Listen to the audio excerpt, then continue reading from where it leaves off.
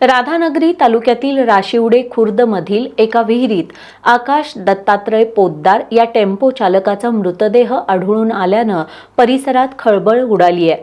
Radhanagari police ठाण्यात याची नोंद झाली असून पोतदार यांच्या मृत्यूचं नेमकं कारण अद्याप स्पष्ट झालेलं नाही।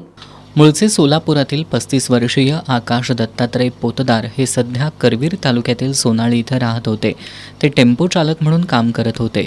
20 जुलै रोजी ते टेम्पो मालकासोबत दुपारी सुमारे 2:30 वाजण्याच्या सुमाराला टेम्पो घेऊन राशिवडे परिसरात आले होते। ओढ्याजवळ आल्यानंतर लघुशंकेला जाऊन येतो असं सांगून ते टेम्पोतून खाली उतरले।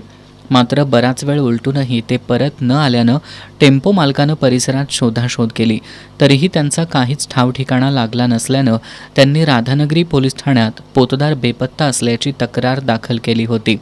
दरम्यान मंगळवारी सकाळी 10:30 वाजण्याच्या सुमाराला राशिवडे खुर्दमधील संतोष भागोजी पाटील यांच्या शेतातील विहिरीत एका अज्ञात व्यक्तीचा मृतदेह तरंगताना आढळून आला।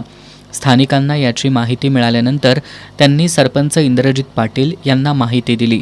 त्यानंतर राधानगरी पोलिसांना घटनेची माहिती देण्यात आल्यानंतर पोलिसांनी तात्काळ घटनास्थळी धाव घेऊन पंचनामा केला। पोलीस तपासात हा मृतदेह आकाश पोतदार यांचाच असल्याचं स्पष्ट झालं। मृत्यूचं नेमकं कारण अद्याप स्पष्ट झालेलं नाही। राधानगरी पोलीस या प्रकरणी अधिक तपास करत आहेत।